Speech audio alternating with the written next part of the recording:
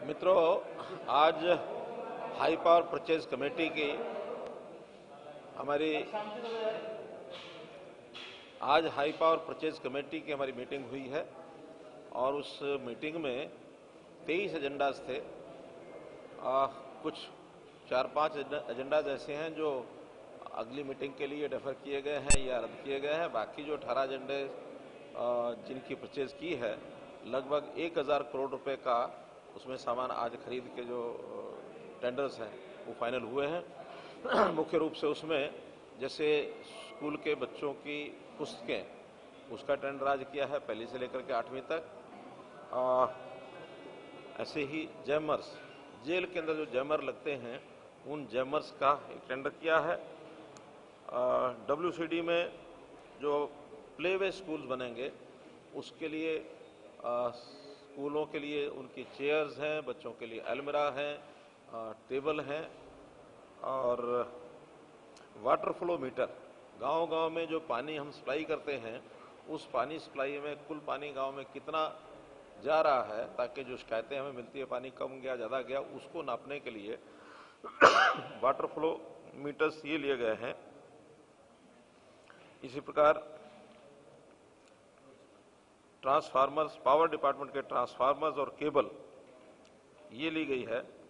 Police विभाग की 220 गाड़ियां, जिसमें बोलेरो और स्कॉर्पियो, ऐसी कुछ गाड़ियां जो पुलिस विभाग को सुरक्षा की दृष्टि से आवश्यक थी, वो सब ली गई हैं।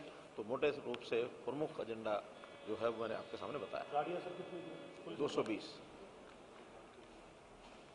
सर, इसके अलावा जो 75% का जो कानून था उसको लेकर के सुप्रीम कोर्ट ने आज बहुत ही हमारे लिए एक संतोष का विषय है कि जो हाईकोर्ट ने स्टे लगाया था वो आज सुप्रीम कोर्ट ने उस स्टे को निरस्त कर दिया है और हाईकोर्ट को निर्देश दिया है कि इसकी वो रेगुलर सुनवाई करें और सुनवाई करने के बाद अपना फैसला दें। तब तक सरकार को ये छूट दे दी गई है कि वो अपने काम को आगे जारी रखें।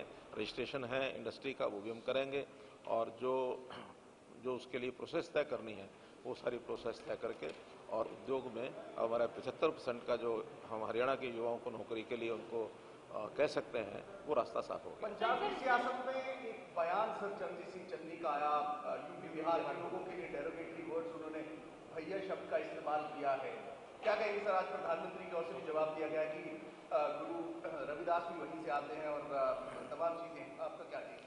देखिए, यही कांग्रेस की जो एक खोखली सोच है उसका ये द्योतक है।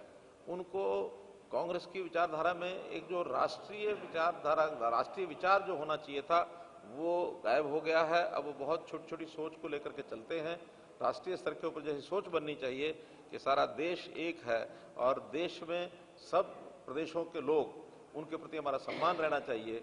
और हैरानी की बात तो ये है कि जब चन्नी जी ये कह रहे हैं और उस समय प्रियंका गांधी वो इस पर खुशियां मना करके तालियां बजा रही हैं, जबकि प्रियंका गांधी को ये मालूम होना चाहिए कि उनका भी अपना एक संबंध उत्तर प्रदेश से है। तो इस प्रकार की बातों को ध्यान में रखते हुए ये लगता है कि कांग्रेस ने अपने नैया को डुबोने का काम अपने आप कर लिया है। सर, यूक्रेन और रूस में फिलहाल इस वक्त जो तनाव की स्थिति बनी हुई है और करीब भारतीय मूल के जो 18,000 लोग हैं वो इस वक्त यूक्रेन में है, 2,000 लोग उसमें हरियाणा के भी बताए जा रहे हैं। सर, फ्लाइट्स जो कॉस्ट है वो 5 से 6 गुना हो गए हैं। फ्लाइट कनेक्टिविटी भी वहाँ से इंडिया से बहुत ज़्यादा कम है। क्या कुछ कदम हमारी कैसे उठाए जाएंगे? देखिए, MEA, ministry of external affairs, वो इसके ऊपर पूरी नज़र रखे हुए हैं और एक हर क्षण की जो जानकारी उनके पास है और जो भी वहाँ की सहायता के लिए, भारतीयों की सहायता के लिए जो संभव है वो सब किया जाएगा। डिप्लोमेटिक जो सारी बातचीत है वो सब चल रही है और मैं समझता हूँ कि भारतीयों को किसी प्रकार से कोई आंच नहीं आने दी जाएगी। सर, रोजगार को लेकर के एक बार फिर तो जो विपक्षी हैं, CMI के आंकड़े जिन पर लगातार आप कहते रहे कि कांग्रेसी उनके पीछे हैं, एक बार फिर प्रहार कर रहे हैं कि हरियाणा नंबर 1 हुआ है। साथ ही साथ नेता प्रतिपक्ष भूपेंद्र हुड्डा ये कह रहे हैं कि अगर CMI के आंकड़ों पर भरोसा नहीं है भाजपा सरकार को तो यहाँ उनसे इनकार किया जाता है और यूपी में उन्हीं आंकड़ों को पेश करके चुनाव प्रचार भाजपा कर रही है। देखिए, ये तो CMI वो क्या करती है क्या नहीं करती है हमने आंकड़ों सहित बता दिया है। और आप दिसंबर और जनवरी के आंकड़े उठा करके देख लीजिए कि जनवरी दिसंबर में वो कहते हैं कि 36% या 37% यहाँ बेरोजगारी हो गई है और जनवरी में कहते हैं कि बेरोजगारी 26% रह गई है। अर्थात 10% का मतलब क्या होता है? 10% का मतलब है कि लगभग हमने 25 लाख लोगों को रोजगार दे दिया एक महीने में।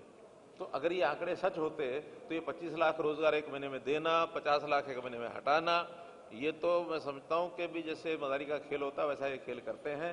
किसी प्रकार का उनका अध्ययन नहीं है, किसी प्रकार का उनका कोई सैंपल साइज नहीं है।